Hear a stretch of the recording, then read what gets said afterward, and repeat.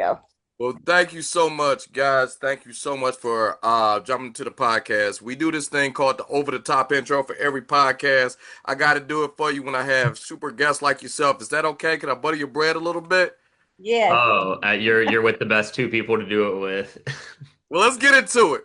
My first guest comes from the great state of Atlanta, Georgia, but still rep that roll tide. I'm pointing at my hat right there, so you know what it is. She is making her feature film debut, but you have seen her in some films such as Mosky and Blue Square Hearts.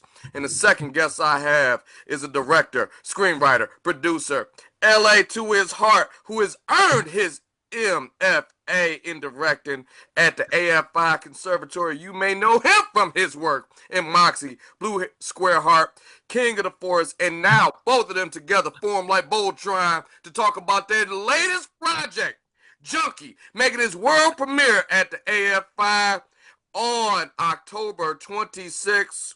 Rocky Shay, William Me, welcome to the podcast. Woo, thank What you an for having entry. us, Sam. Roll I'm not Tide. I'm not sure I'm worthy of such an intro, but my Oh, gosh, thank you. You both flatter of flatter you me. are because I watched look, it's a football house. I don't know if you figured this out already. Got the Lions back there wearing Lions hat. Um You see Crimson Tide. It's like two hats back there. It's like two Alabama hats back there. All right. Um, Will, you stole our quarterback, so it's not going to be a lot of LA stuff. Just gonna put it. Just gonna put it on Front Street. Fair, fair. What I'm getting at is I got a chance to watch this film before Sunday football, and Hmm. it was gripping. I mean, like this film was so true to life. I was doing some homework in the meantime. Will, I think you previously said in some interviews before you spoken publicly about growing up in a home that was ravaged by addiction. Hmm. So to complete this relationship, you have a weird relationship with the word junkie. How did this film come about? What was your vision? Please let me know. Yeah, well, don't associate my swagger too much with LA because I am Georgia born and raised. But I moved out here in 2019 for grad school at AFI, but yeah, I'm from like originally a super southern swamp town in Georgia. And then eventually lived in like closer to Atlanta like before I moved out of there, but used to have much more of a southern accent and everything. It's just kind of Okay. slipped away. But yeah, I growing up there definitely dealt with like addiction in my own family. I dealt with it in like, the people around me. And then even me growing up like queer and closeted, not even understanding fully what I was in the South, you sort of learn to like think that there's something wrong with you and that you're an ostracized part of society or that you're, something wrong that needs to be fixed in you in order to be a normal person. And it usually boils down very easily to one label that's put on you. Like for me, Right, it's right. for me that could be queer, but then yeah, like the thing that I feared that I wanted to easily dismiss with a label was addiction because of all the ways that it hurt Right. me and hurt my life. And then you grow up, you learn to love yourself and to try to empathize with yourself a bit more. And so I wanted to challenge myself to do the same with others.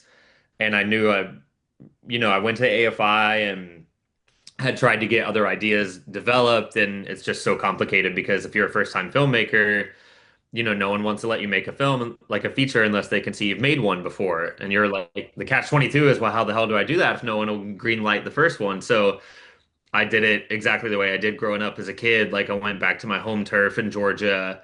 I scrapped together like my friends, locations I could get favors from, like people who were just down to do crazy shit. And I knew I wanted to go like balls to the wall as hard as I could with basically no budget. And especially with how um divided things are politically right now, I wanted to do like a super southern film in a place where I think a lot of Hollywood's not willing to empathize with people or wants to put an easy label on them. And I wanted to really tell a story there where like no one character in the film can be easily reduced to just like a one label or dismissed with it. And like it's about unpacking the humanity behind so many of them and showing how an addict is, not an evil person because they're an addict. It's something that they're fighting against. And Right.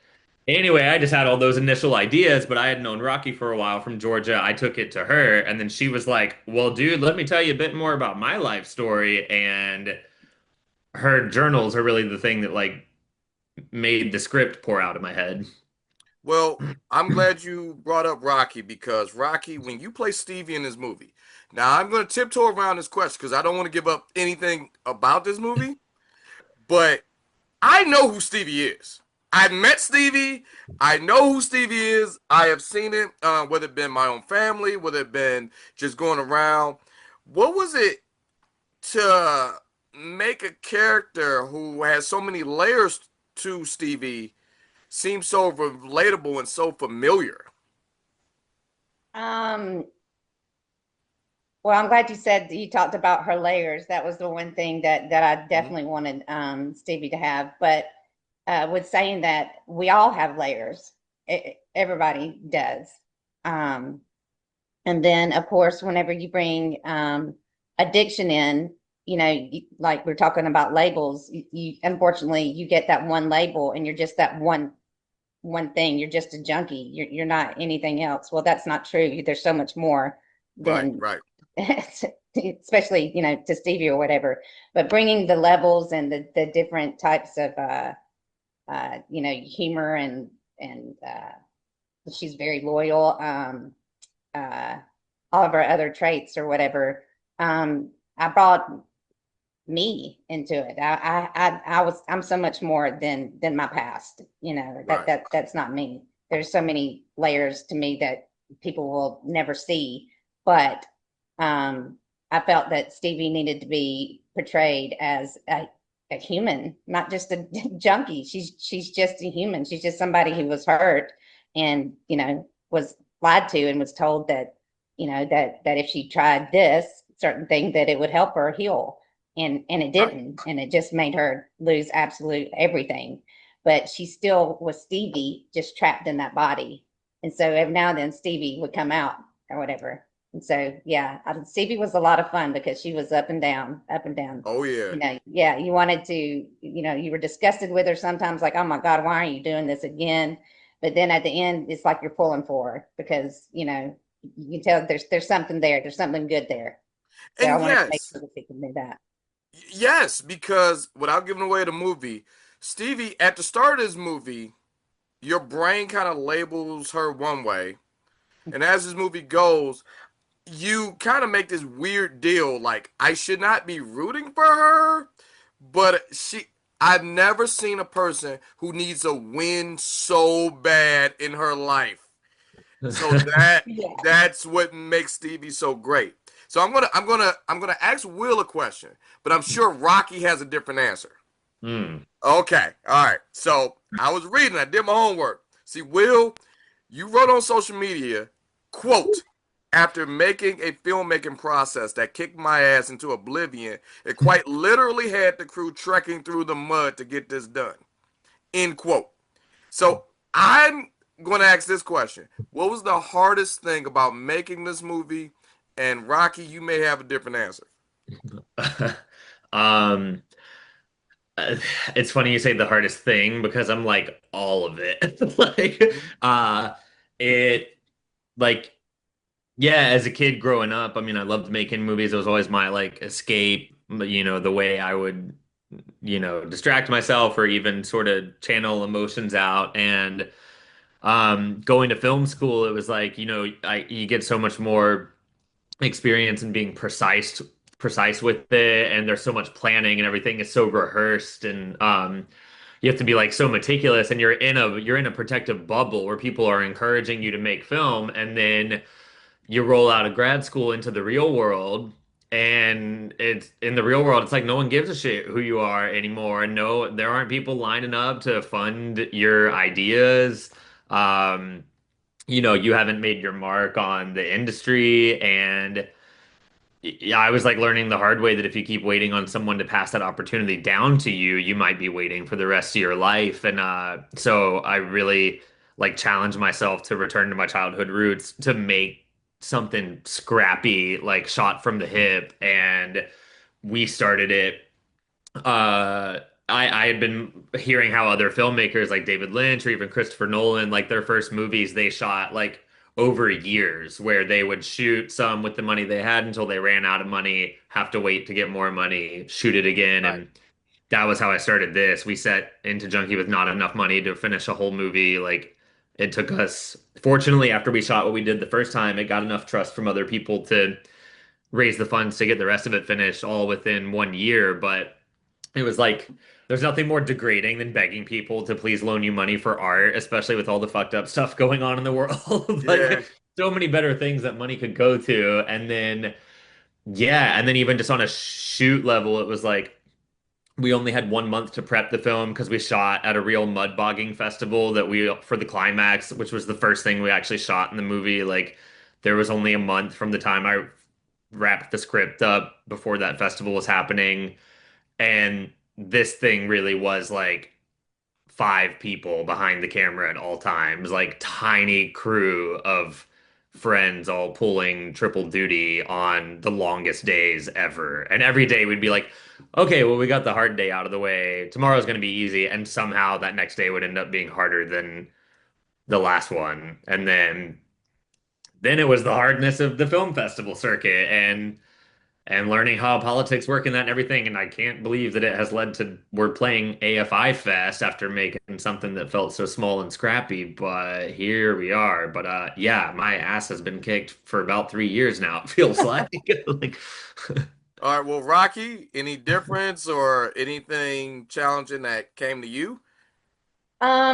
I would say, like Will said, every day was a challenge. It was, long days. Of course, I'm not a physical person, and I ran a lot in Yes, this you did. movie. And and for me to run on film, it was that's huge. In short shorts too, so that was difficult. That was not appealing. But no, seriously, I would say probably film wise would be there's a scene where with my ex-boyfriend Mm-hmm. that Mm-hmm. Yep. it mentally, like, I would have to just, I need a few minutes, like, and have to step back because he was a little bit too close to real life. And but that would have been like the most difficult for me. But otherwise, other than that, it was hard work, but it was a lot of fun. I mean, you know, the fight scenes and everything. How could you not have fun with that? But yeah, I would say that was probably the most difficult All thing, right. that and with the running. All and right. I do have to give her enough props too, because it's like everyone else on this movie got to show up for work here and there in little bits. And meanwhile, she, like the script was a Yep. book that she had to memorize because there's not a single scene that is not following her. Like Right. Right. she has to carry the movie on her back, really. Now, one thing I am interested in. Okay. You're no slouch, Will. You have worked with Sam Raimi, Lawrence Shaw, and now Patty Jenkins on this one. How has that shaped your directing and storytelling? Oh man.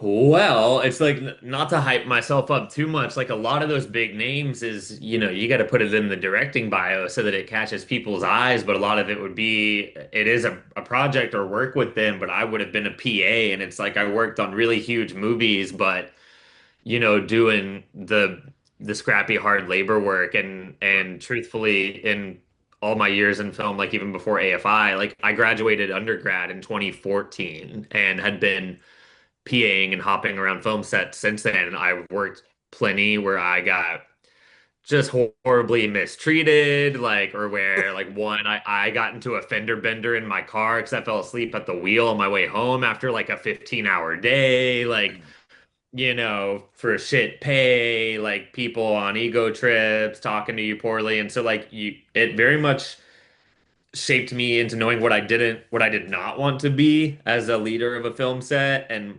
what kind of environment I didn't want to be involved with anymore. And then, but some of those more inspiring people, like I've listed, like especially Patty, this movie was so like heavily my filmmaking and this film have been so heavily influenced by her first film Monster, which is the Mm, true story of the serial killer Eileen Wuornos, where because I just thought that movie was like such a radical act of empathy of taking a person that everyone in society deems, they're the trash of society. We don't have to engage with them. Don't ever try to see the humanity in them because there is none. But right. that, there's no more dismissive label than like a monster or a serial killer, but there is a human being under that. And seeing her approach in that film, I think like, yeah, it just really stuck with me. And then I think it's also part of why she wanted to put her name on this one was because it was like that, but with a junkie instead of a Right. murderer. Actual murder, yeah. Yeah, and I guess with us just a bit more comedy and thrills and rednecks beating the shit out of each other. Like, Well, I hear you. And we're getting up against it. I got two more questions mhm. for time. I gotta ask. I always love asking directors this question. This movie has so many layers in it. What did you guys leave on the cutting room floor, if anything? Something you wish you could have delved a little bit more into? Rocky's cracking up at me right now. True, in terms of something I wish we could have delved more into, truthfully, nothing. Like the film is so close to the finished script, which I can't believe. Like I don't sometimes you do things in a rush and like the rush just pressure creates diamonds and it just comes out pretty well miraculously. There is do I even say this? Yeah, I'll say it. There is only like one full-blown scene that was completely cut out of the film. It's like on the cutting room floor, in which I cast my own mother as like a quick supporting pop-up role, of Mm, someone that Rocky runs into like at a gas station. And it was a great lesson in killing your darlings, but also having to like do what's best for the film, so to speak, because like we did test screenings and it was like the only scene where people were like, I did feel that one scene at the gas station was like just completely unnecessary. It just mhm. sort of slowed down the movie. It didn't add anything I needed. And I was like, oh, fuck. Like, That's your but mom, man. yeah, but so I was like, cool, mom's gonna hate me now and think I like, I'm trying to sabotage her emotionally, and especially because, plenty of this film is inspired by our relationship. But yeah, I cut a scene with my mother, but I do think that the film and its pacing benefited. But when speaking of things that have kicked my ass about making this movie, Yeah, yeah, yeah. That will come up. That's gonna be an awkward phone call. Uh, I will say this. I always love asking this question. We're coming up on it. We're almost at the premiere. What do you want the audience, the people, to take away from this film? And I'll that's a let you take question for it. both of you. Okay. Both of you. Oh, okay. Oh, okay. Cool. I want them to take away a sense of hope. I think there's not anyone in this group that hasn't dealt with someone in their lives uh, that's been an addict or still in active addiction. There's so many of us out there, but just not to give up hope on that person. There's always hope that they're going to find their way back. Try to be supportive. I know that we do some hurtful and crazy shit, but and also to just kind of put a light on addiction, that we're not just horrible people who are trying to set the world on fire with our